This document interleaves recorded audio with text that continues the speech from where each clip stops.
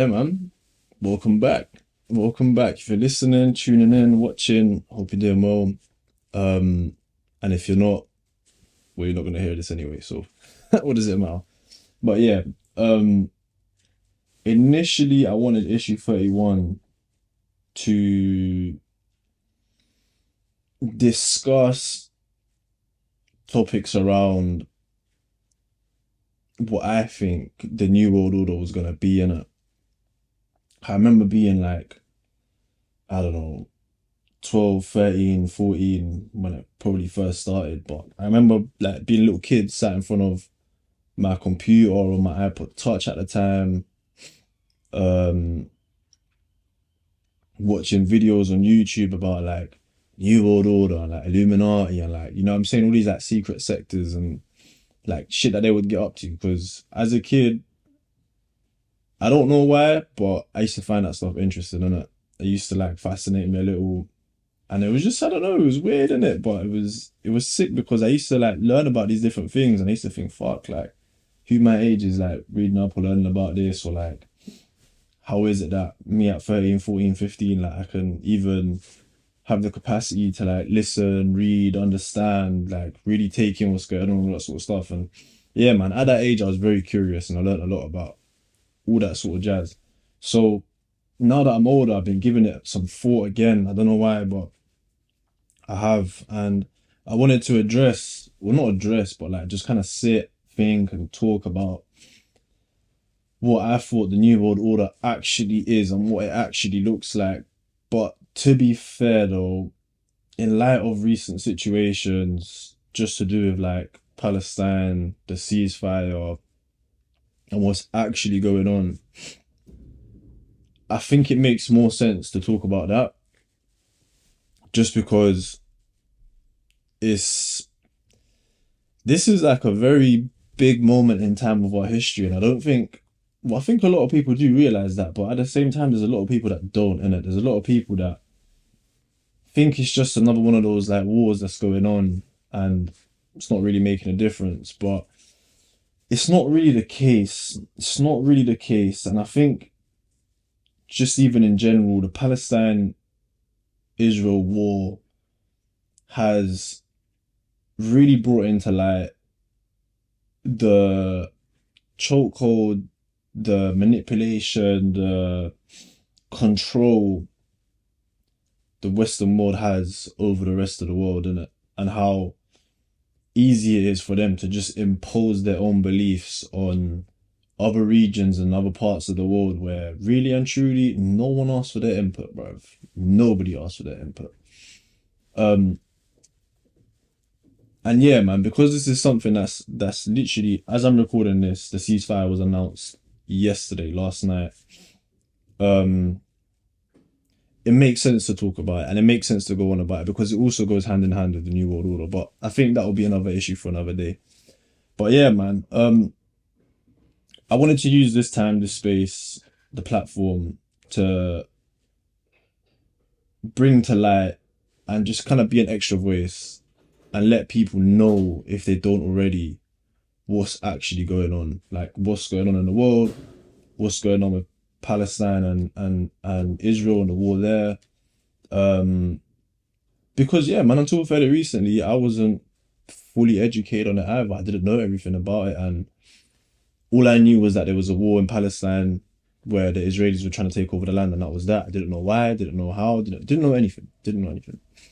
Um, so I think it's probably best that we start with like historic background, why this is even going on in the first place, how long it's been going on for, um, and yeah, basically like what it's all about. So, for those of you that don't know and you want to learn a little something about the history of Palestine, why there's an apartheid, why there's a war, why there is genocide at the moment, why Zionism is a thing, we'll go through it briefly, innit? So, if you didn't know already, Palestine is located in the Middle East.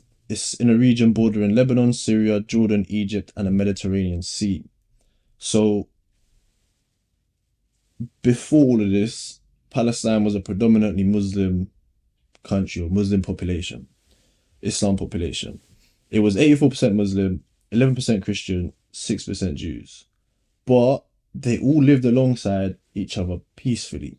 Yeah, they all lived alongside each other peacefully for centuries, and it was under the rule of the Ottoman Empire, so the Turkish Empire, the Ottoman Empire. Um, and I think, oh no, not I think. Here it says that during the 19th and early 20th centuries, there were growing calls for Palestine to become an independent, like country, independent state from the Ottoman Empire, right? That's what it was. So during the First World War, Britain pledged to support the complete and final liberation of the Arab peoples under Ottoman rule. So Britain found or saw a gap to exploit pretty much. Why? Well, think about it this way. If the Arab countries, including Palestine, wanted to be free from the Ottoman Empire, which is the rule of the Turkish, Britain said, we'll help you. We'll do that for you. We will help you get your independence and you can be your own country now under no rule of no one. But it was in exchange for the participation in the war and revolt against the Ottomans. So this was during the First World War, 1914 onwards. So now you can see where we're going with this, right? Right. So once that was all agreed, Britain and France had secretly, though, agreed to divide the Ottoman territories of the Middle East between themselves. So here's where the exploitation comes in. They say, yeah, cool. We'll help you. We'll help you get your independence. We'll help you, leave the rule of the Ottoman Empire in exchange for fighting in the war and, helping us liberate you. But then secretly, though, because we've liberated you, I ain't going to tell you this part, though, but because we've liberated you, you now belong to us and we're going to divide you how we see fit. So as you can see, they've gone from being under the rule of the Ottoman Empire to somehow being under the rule of Britain and the British Empire. Because when all was done and dusted, France was left with Syria, Lebanon, and Turkish Cilicia, and Britain had control of Iraq, Palestine, Jordan, and the trucial states of the Arab Gulf.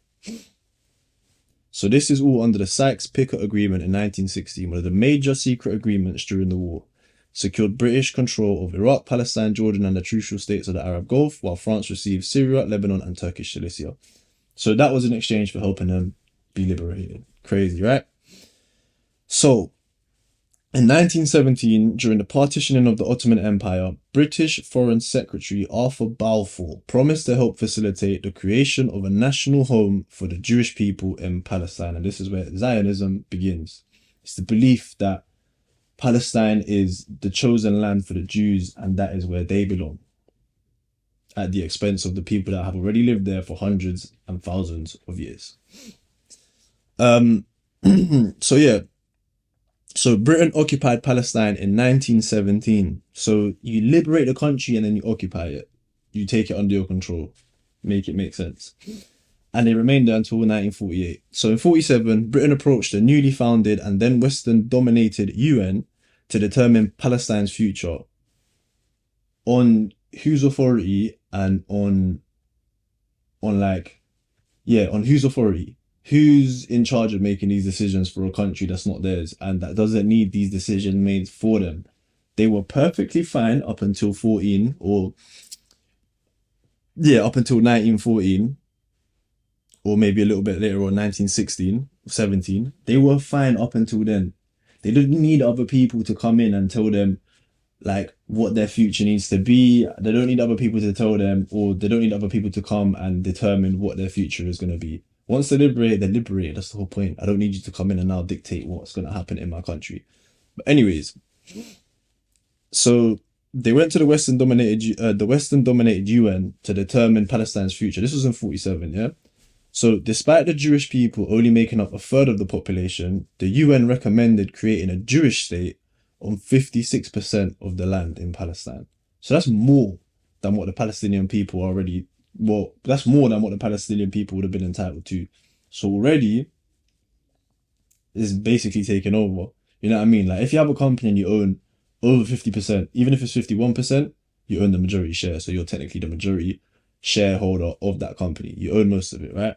So you can see what's going on here. So once that was recommended and put into action, or at least about to be put into action, the Palestinians refused to accept the partition of their homeland.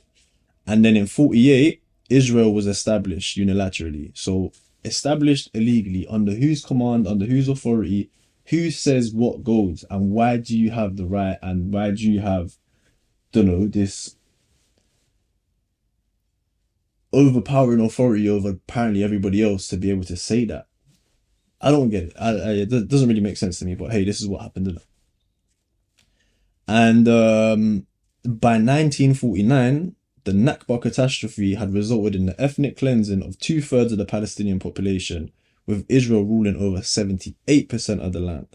So that's a whole 22% more of what was originally planned, 56. So genocide and war and partition and apartheid in Palestine has been going on since 48 or 49 even, or probably longer. It's not new. It's not, this isn't happening because Hamas decided to attack on October in 2023. Do you know what I'm saying? Like, it's not something that's just recent news. It's been going on for yonks. Ethnic cleansing of 2/3 of the Palestinian population. 2/3. That's genocide in 48, 49. And yet for some reason, no one talks about it.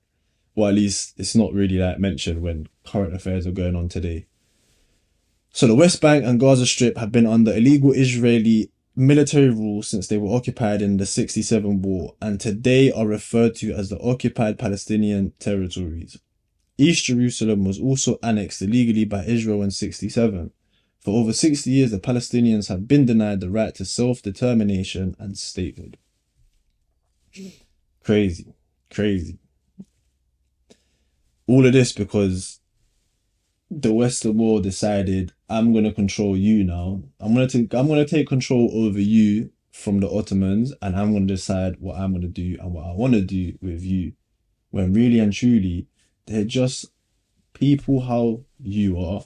They're another country how you are, and you wouldn't like it if another country came to your country and told you, right, well, I'm just gonna take over here. I'm just gonna take everything that's yours and you can't do nothing about it. And I'm just gonna be the decider of your future, really and truly. I'm gonna decide how I repart your land, your areas. I'm gonna decide who comes and lives here. I'm gonna decide everything, and you're gonna have no say, pretty much. The US would hate that if that was to happen to them. They would go all guns blazing out in war to defend themselves, but yet for some reason they think it's okay to do it to another country. Crazy. So yeah, in 48, 49, there was about 750,000 Palestinians forced into exile. And during the June 67 war, there was a further 325,000 Palestinians that became refugees. So that's over 1 million. Under UN Resolution 194, the Palestinians have the right to return to their homes, but Israel has always refused to implement the resolution. Today, over 6 million Palestinians live as refugees, with hundreds of thousands of them still living in overcrowded refugee camps in the West Bank and Gaza, and in Lebanon, Syria, and Jordan. So, life under occupation. Today, there are more than 250 illegal Israeli settlements, housing over 700,000 settlers within the occupied territories. The separation wall in the West Bank, construction of which began in 2002, cuts deep into Palestinian land, and, along with the settler-only roads, cuts off many communities from water supplies, hospitals, and their agricultural lands. The residents face severe travel restrictions, and for many it is impossible to enter Jerusalem or to travel abroad.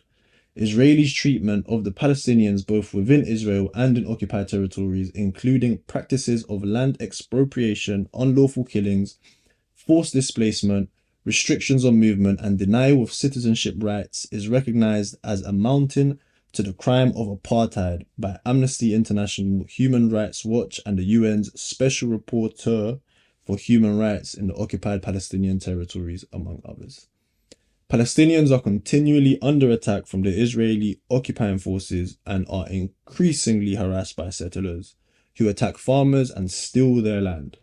Collective punishments such as prolonged curfews and house demolitions are frequently imposed.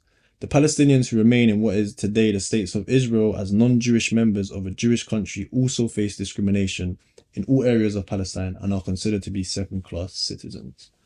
So that in a nutshell is a piece of history of what's going on in Palestine. Yeah, to say the least, it's an illegal occupation by the West through the establishment of a state called Israel, which is supposedly supposed to be the chosen land for the Jews at the expense of all the Palestinians that have lived there for their entire lives. And it's been done illegally. All the things that have happened during this occupation, everything that's been going on, how the Palestinians have been treated, the way that they've gone about it, the way that they've done all this sort of stuff is illegal. It's crime. It's crime against humanity. And like it says over here, it's recognized as amounting to the crimes of apartheid. So if people were going crazy about the apartheid in South Africa and saying that it's not okay, it's not right, what's happening over there is unlawful, why is the view any different in Palestine? Doesn't make sense.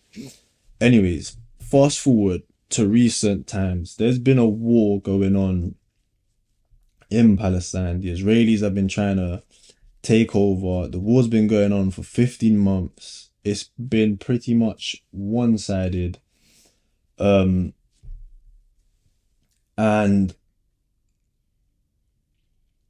it's mass genocide. The Israelis are doing ethnic cleansing on the Palestinians by stopping supplies going into the Palestinian to the Gaza areas, to the Palestinian areas where all the Palestinians are. They cut off food supplies, health, they cut off medicine, they cut off everything. So people are just kind of starving to death and they're just waiting around for these people to die, which is fucked up. It's so fucked up. On top of that, hospitals are being bombed, schools are being bombed, civilian camps are being bombed. Like, you're just killing innocent civilians. They're not doing anything to you. All they're trying to do is just live peacefully and protect their land and be Palestinian, fam.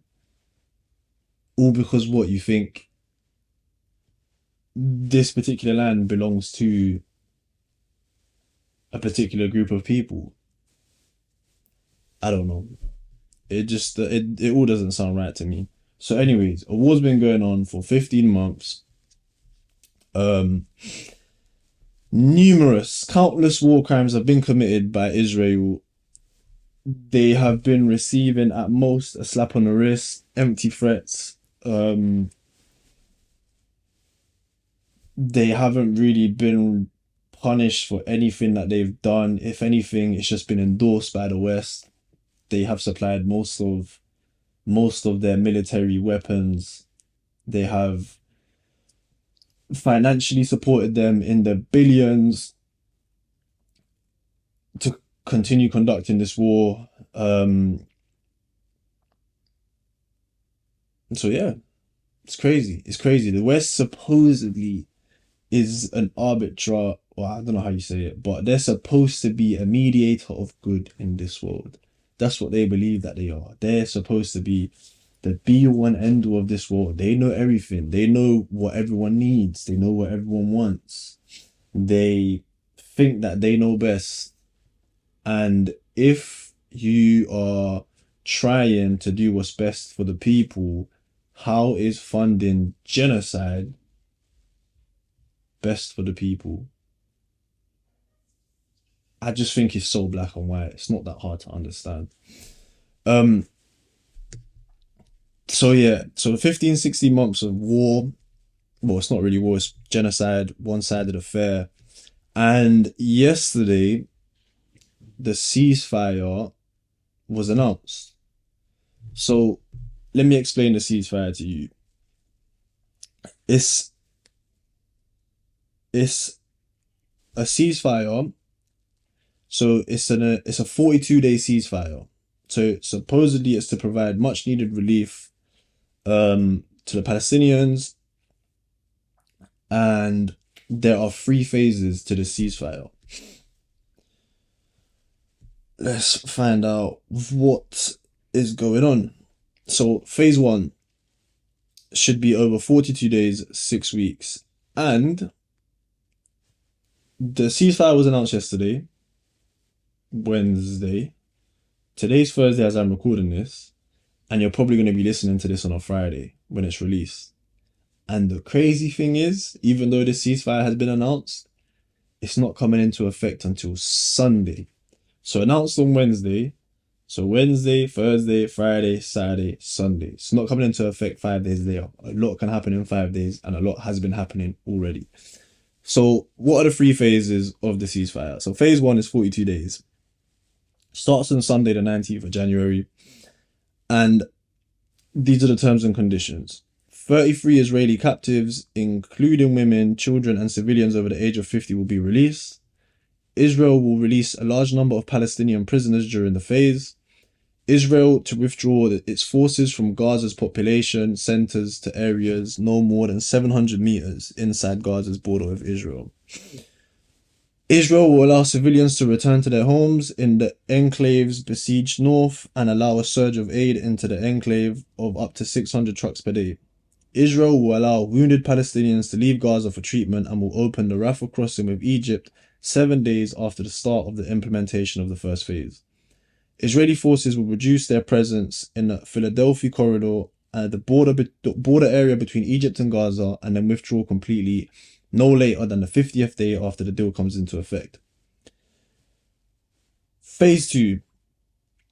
If determined that the conditions have been met for a second phase, so it's not even 100%.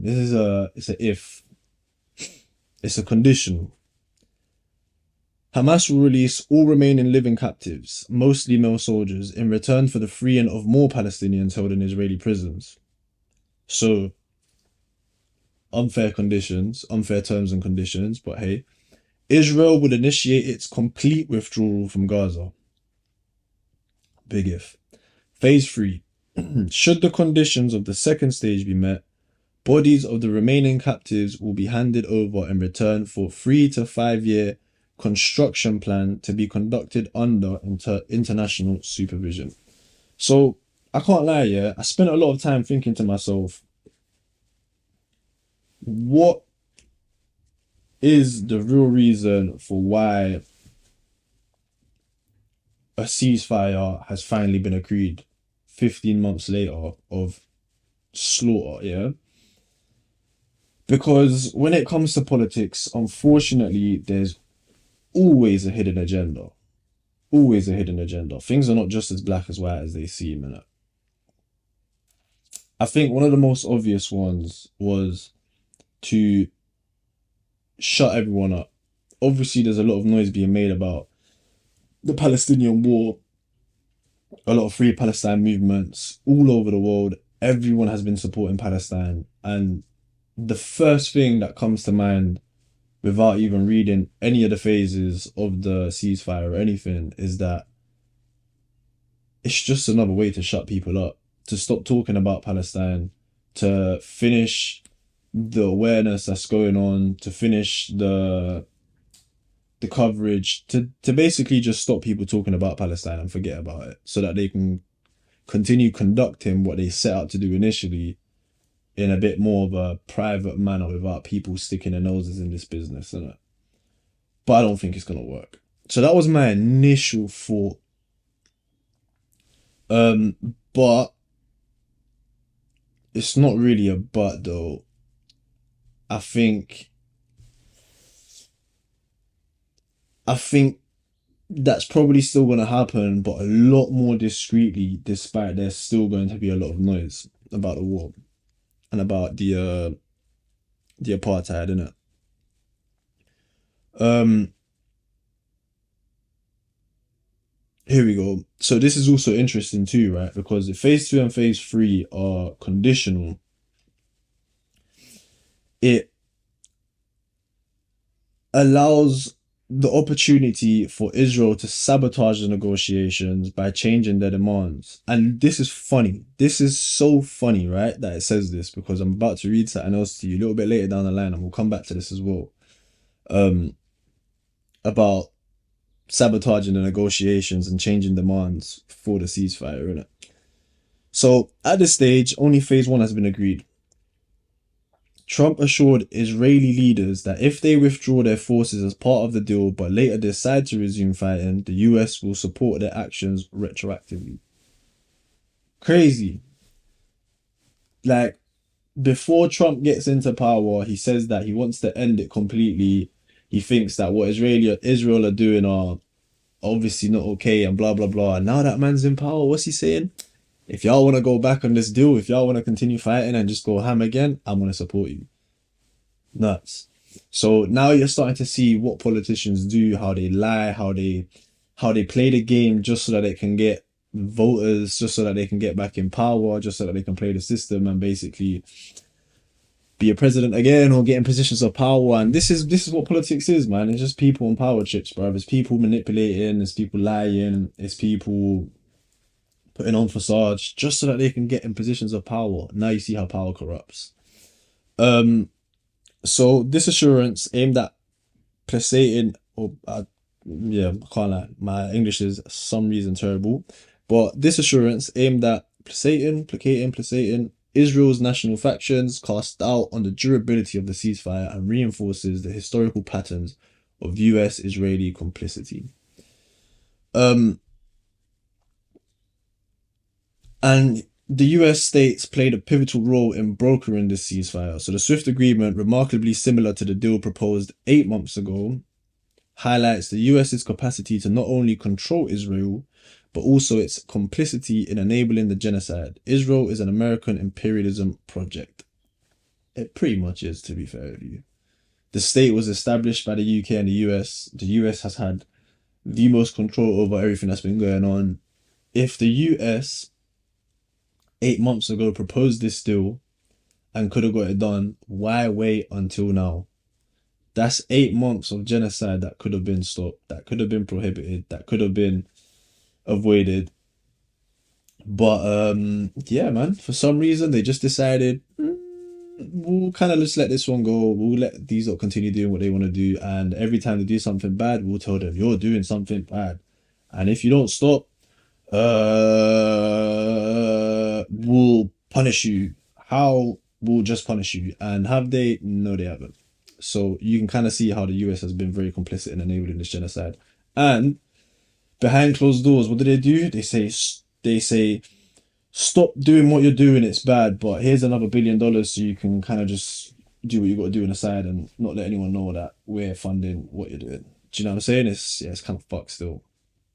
But if you want to understand the level of involvement the United States government has had here, Israel dropped over 85,000 tons of bombs on Gaza between October 2023 and November 2024. And over 50,000 tons of the weapons were delivered from the US to Israel between October 2023 and August 2024. So really and truly, Joe Biden could have ended this at any minute, but he didn't want to. So if 85,000 tons of bombs have been dropped and 50% were supplied by the US, that's over 50%. Sorry, and 50,000 were supplied by the US, that's over 50%. So the majority of what's been dropped has been given to Israel by the US. They are complicit in all of this. But yeah,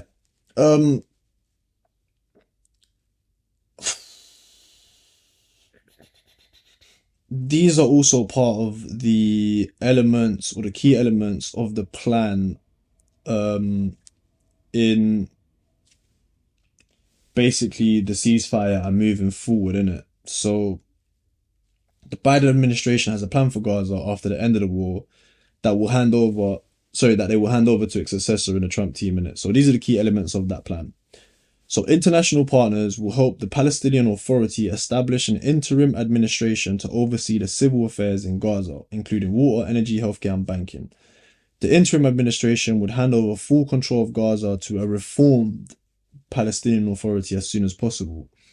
An interim security force that would include troops from partner nations would help create a secure environment for humanitarian and reconstruction efforts and prevent weapon smuggling by Hamas. The US would establish an initiative to train, to equip, to vet a Palestinian Authority-led security force for Gaza to focus on law and order and gradually take over for the interim security mission.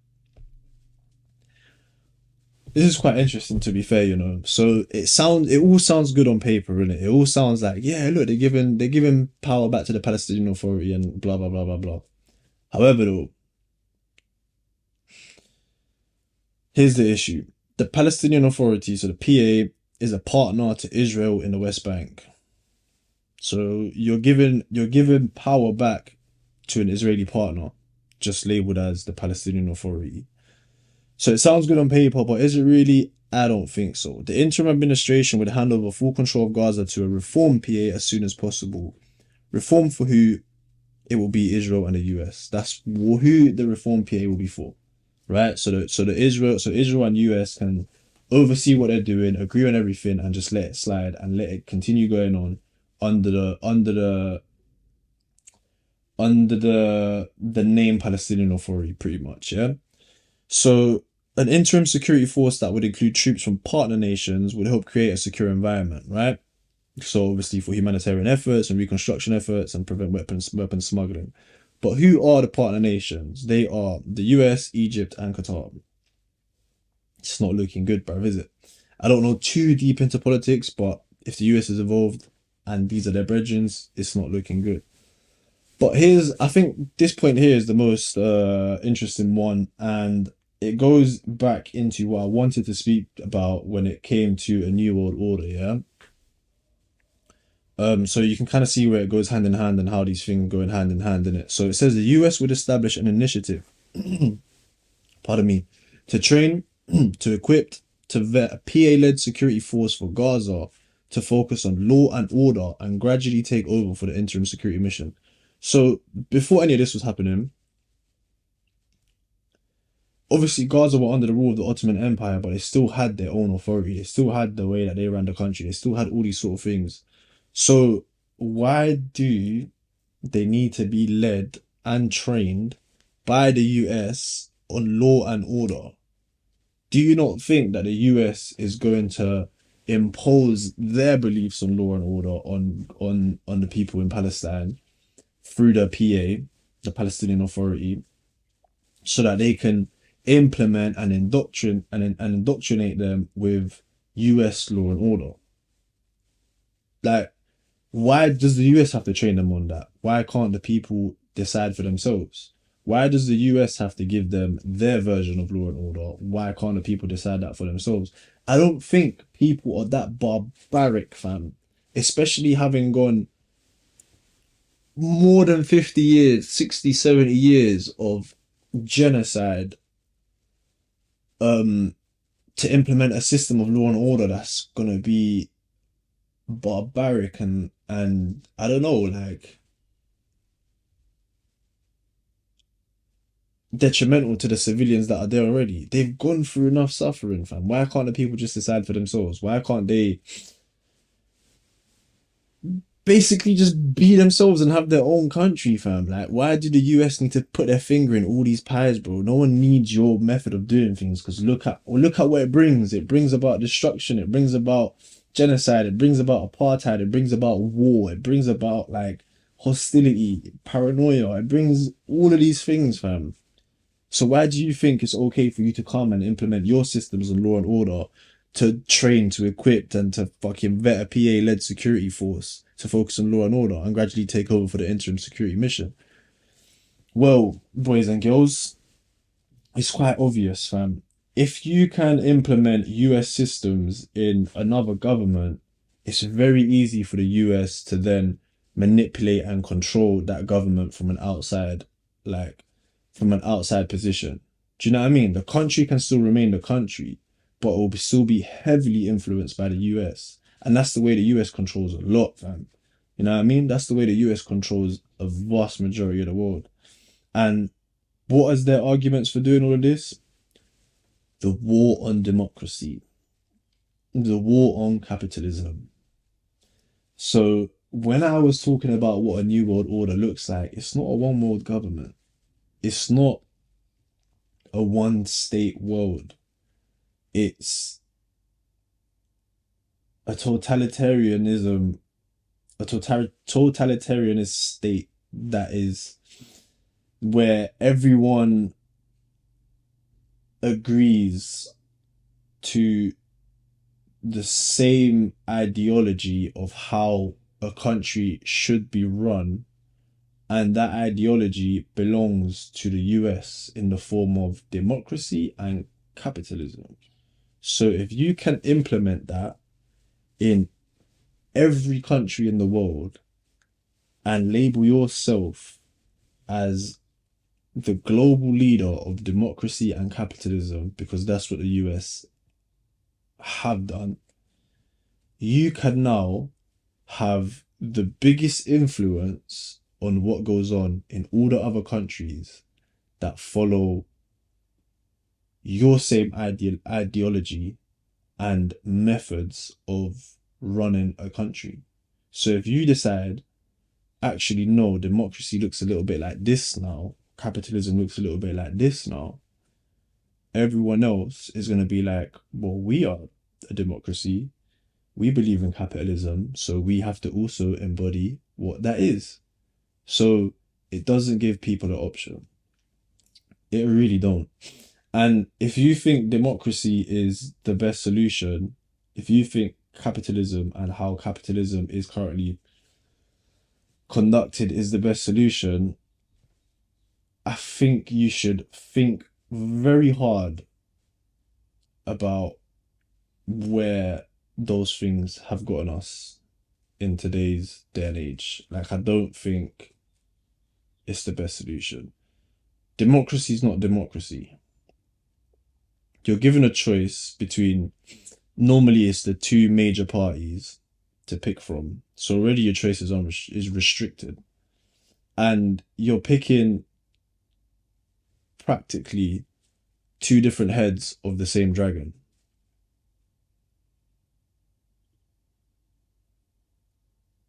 Where's the freedom in choice? Yeah, there is no freedom in choice.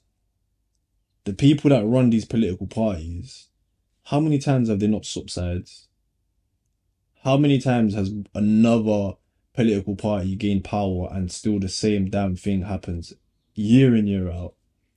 Cost of living goes up, inflation goes up, conditions get worse, the rich get richer, the poor get poorer.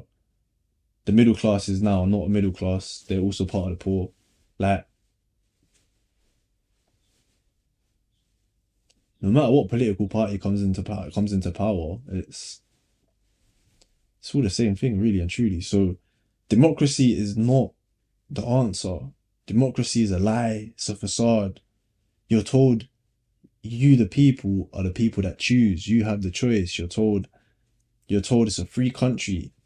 You vote for who you want in power. But do you really? You're just picking you're just picking out of two heads from the same dragon, from the same beast. So do as you will, man. It's politics and government is just people doing the absolute most to get power and get into positions of power at the cost of anything and everything. And normally, more often than not, it's at the cost of civilians. Whether that's civilians in another country like Palestine, because for some reason the US want to implement an Israeli state so that they can control that region of the area, or their own people. Look at the UK. Who isn't struggling in the current climate? Who isn't being affected by the cost of living crisis? Who isn't, I don't know, struggling to live in this system that we currently live in? This doesn't benefit anyone, fam. So it comes at the cost of the mass population. The people who are running around playing games in politics and having fun trying to get into positions of power are the only ones that benefit from what they're doing. Because at the end of the day, they pass laws, they pass legislations based upon their own ideas, their own beliefs, what they think would benefit them pretty much, and then they just kind of label it as no, like we're doing this because it's gonna benefit all of yous, but does it really? No, I think we have a proven track record of over 50 years of conditions just gradually getting worse and worse and worse and worse. I think if the last 10 years of British politics hasn't been an eye opener to how stupid, like stupid is stupid, the people in power are and how selfish they are and how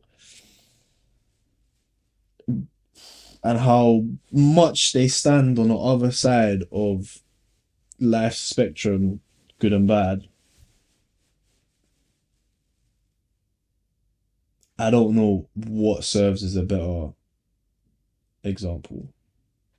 The government with Boris Johnson, the government with Liz Truss, the government with Theresa May, the government with Rishi Sunak, David Cameron's choice of fucking leaving the EU, or even just setting it up and then once it happens, just walking away. My man needs to be held accountable for his actions. Anyways, that's beyond the point, fam. But you get what I'm trying to say here, fam. It's just a bunch of people who believe that they know what's best for everyone, which is already a lie in itself, trying to get into positions of power so that they can impose their own beliefs and do what they think is correct for everyone else. How do you know what millions of people on the other side of the world need? How do you know what's best for them? How do you know or even understand their culture to be able to make such decisions, fam? Let alone in your own country. How do you know what millions of people in your country need? What's in their best interest, fam? How do you know what is best for me in my life when not even at times I know that for myself? What makes you think you have the right to tell me? Hey, I'm just another person. Um, so yeah, here's some more interesting facts about what's going on with the ceasefire. So the ceasefire agreement mandates the release of all Israeli hostages from Gaza across 3 phases, many believed to be deceased. But it only mandates for a limited number of Palestinian hostages. So compare the numbers. Gaza currently, supposedly, has 111 hostages captive. In comparison to 9,400 Palestinians illegally held by Israel. So that includes women and children imprisoned without charges under a judicial system notorious for corruption and injustice. Israeli military courts have a 99% conviction rate, relying on coerced confessions and secret evidence, denying basic fair trial standards. Children face particularly harsh treatment, with reports from Defence for Children International, Palestine documenting arrests, abuse, and forced confessions in a language they do not understand. So you're basically forcing people to make confessions and they don't even know what they're confessing because it's in another language they don't understand. And there's supposedly secret evidence for these confessions and for the crimes that they've committed, and they are just getting convicted at a rate of 99% of people who walk into that courtroom. So the systemic injustice highlights the ongoing human rights violations under occupation, showing that the agreement does little to nothing to address the suffering of those unjustly detained. So let me quickly read here just to see what's going on.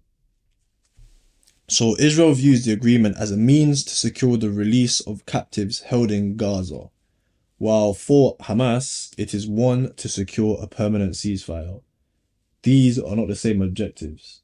So for Israel, it means one thing, for Gaza, it means another. So again, it's a one-sided affair. Israel just want their people back. They just want their captives back. Whereas for Gaza and for Hamas and for the people of Palestine, this is a long-awaited peace, fam. This is the end of a war, or at least the beginning, hopefully, which is what they've been wanting for such a long time. So you can see already how this war has affected one side and the other, and how it's not really a war, is it? It's practically a mass genocide. Where it is a mass genocide, it's a one-sided affair. There is no war. There is no war. So, um,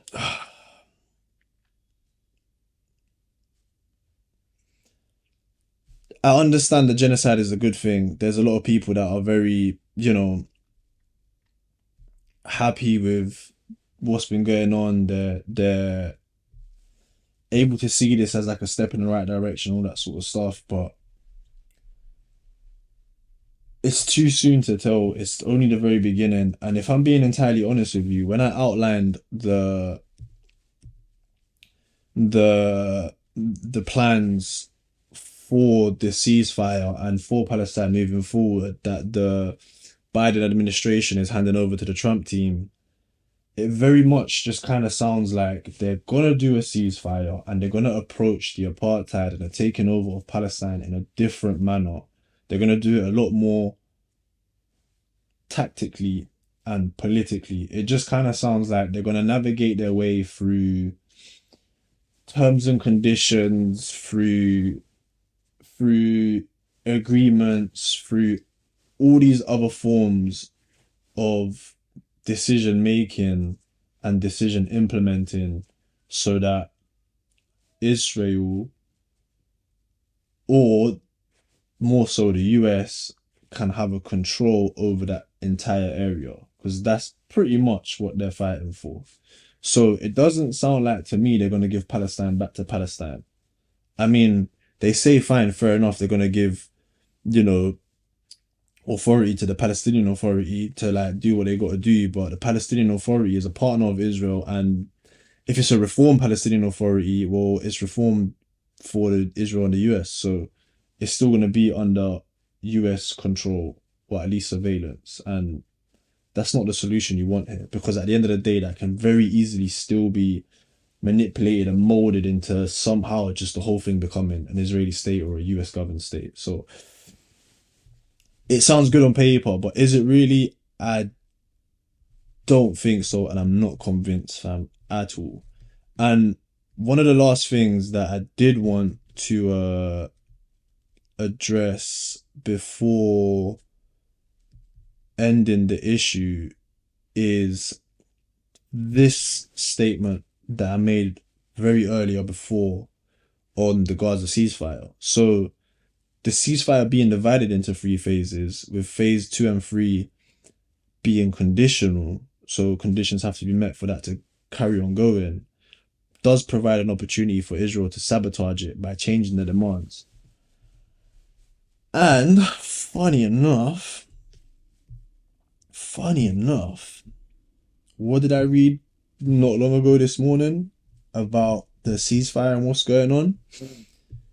Listen to this. Here we go. Let me quickly find it for you. Here, listen to this, yeah?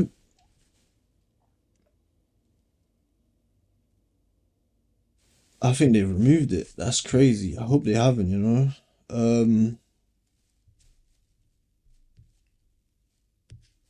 Right, so listen to this, yeah? Israel's acceptance of the deal will not be official until it is approved by the country's security cabinet and government. And the vote was slated for Thursday, an Israeli official said. So even though they've announced the ceasefire, it's not actually official and it's not actually approved. And the Israeli Prime Minister, Benjamin Netanyahu, accused Hamas of making last-minute demands and going back on agreements. And what did I just say in the other statement that I made? That the way the ceasefire has come about provides an opportunity for Israel to sabotage the negotiations by changing their demands. So Israel are already accusing Hamas of doing just that. Why?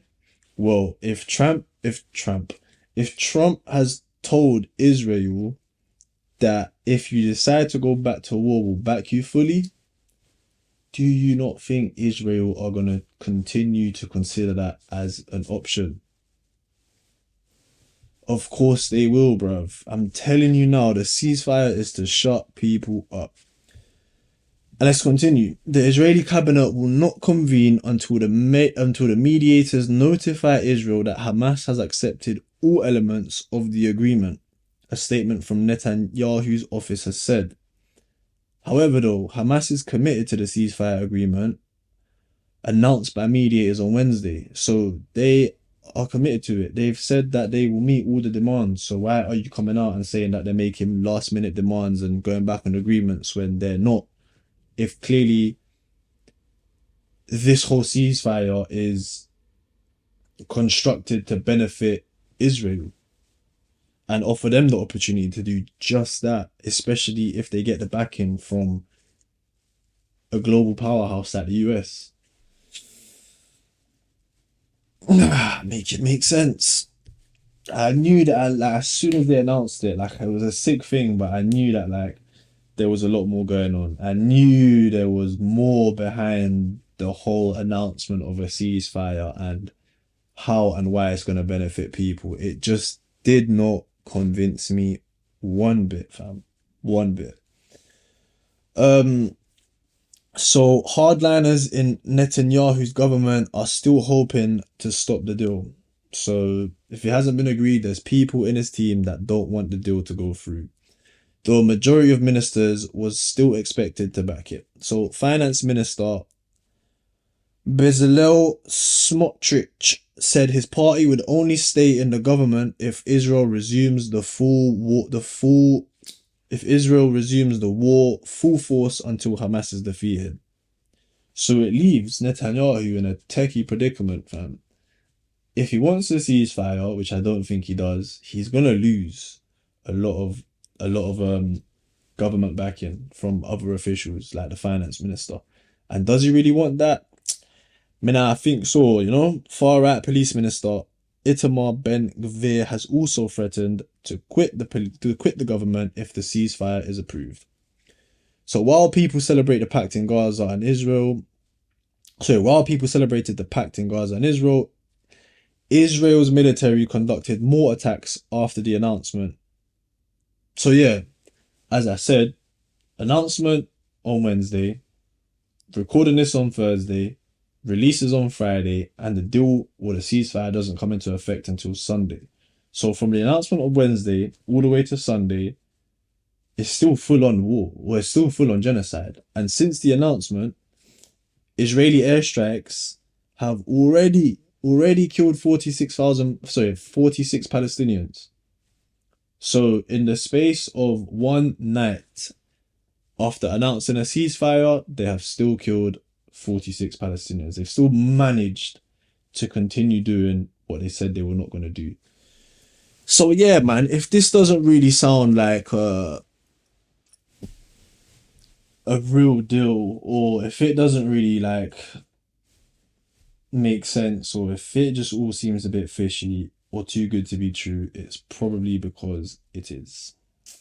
And unfortunately, I did think that was the case, and reading a lot more deeper into what's been going on, and just I don't know, like becoming a bit more aware of the ceasefire, the deals, and the treaties, and all that sort of stuff. Like, it does seem a bit fishy. I don't think people should take this as a win. I don't think people should be looking at this as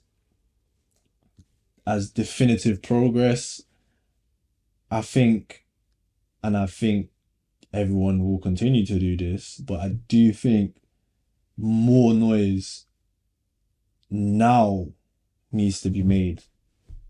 more awareness and more transparency between everyone around what's going on needs to happen, because it's so easy for a global announcement like this to be made and people to think, "Oh, well, it's all over now, or well, it's all finally ending," and then forget about it. Whereas, really and truly, if you look behind or if you look in between the lines, it's very much still full force. Do you know what I'm saying? It's still very much guns blazing, all steam ahead. Like, it's not really finishing, it's not really progress, it's not really a step in the right direction. Like, fair enough, for humanitarian reasons, people die in violence and unjustified killings stopping. Yes, on a humanitarian level, it's a step in the right direction. Absolutely. But then when you're talking about a country and the people that belong to a country, Palestine, and their rights and what's being stolen from them and how the whole thing has been conducted and whether or not people are going to be held accountable for everything that's happened, I don't think it is a step in the right direction. I think it's very much going to continue.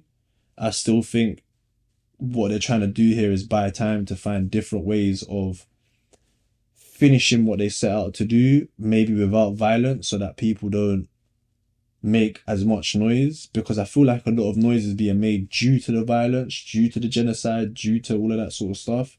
So if they can find another way around continuing to do what they set out to do, which is take over Palestine and implement a new state with Israel in a different manner that doesn't make as much noise, and they think they can do it much more covertly, well, this is kind of like what it seems to be. So again, I'm just another person speculating, fam. Don't take my word for it, but just trying to see things black and white and trying to digest everything that's been going on, um, and understand it all and take it for face value and try not to be biased when I just don't see how you can't be. That's what it seems like. That's literally what it seems like to me. Um, so yeah, I think that kind of terminates issue 31 and what I wanted to talk about and address and just share thoughts around. Initially, it was supposed to be about a new world order, but hey, this is probably the best example that I can give of how a new world order would be implemented through doctrine, ideologies, and financial backing. Because then you have influence and control without having to occupy the territory under your own name. Um, yeah, it's quite sad. And for those of you lot that still think the US is one of the best countries in the world, think again, man. You're the president, both presidents, Biden and Trump, are lost causes now. I used to not mind Trump because before he got into the power, some of the things that he was saying were really making sense, and like you can kind of understand his particular views and stances if you really did take your time to hear them out and listen and dissect it and digest it and all that sort of stuff.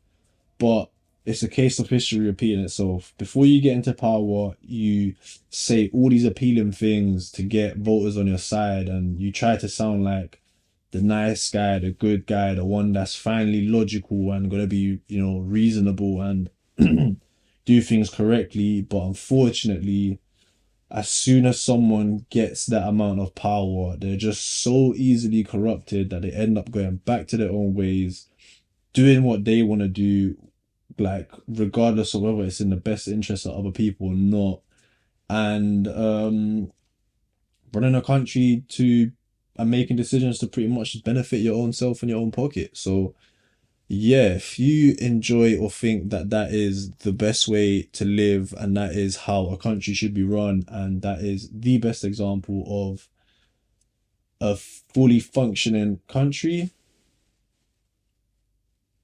go live in America. Could never do that, man. It's fucked, fam. And the last point that I wanted to make too is this. If all the if all the elements of the ceasefire and the agreements put in place were discussed and put forth 8 months ago under the Biden administration, that could have been 8 months of genocide avoided. And the fact that they've only waited until Biden to leave office to do that,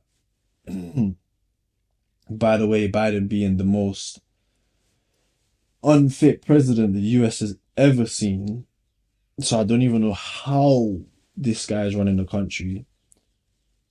Um, yeah, the fact that he's waited so long, I think it just goes to show his incapability of running a country and making decisions. And the fact that it's only come out now, and the first thing President Trump does when it comes out, or before, just before it comes out, and he thinks this is the most appropriate thing to do, is go on Twitter and claim, uh, what's the word I'm looking for here? And claim, oh, I've lost my word here, fam. But go on Twitter and claim responsibility for the agreement and the ceasefire, I think is the most childish, immature, and silliest thing. Stupid. I just downright stupid. And selfish, self-centered, egotistical, and narcissistic thing you could ever do. You're clout chasing in the face of genocide and apartheid, mass killing and war. You're clout chasing.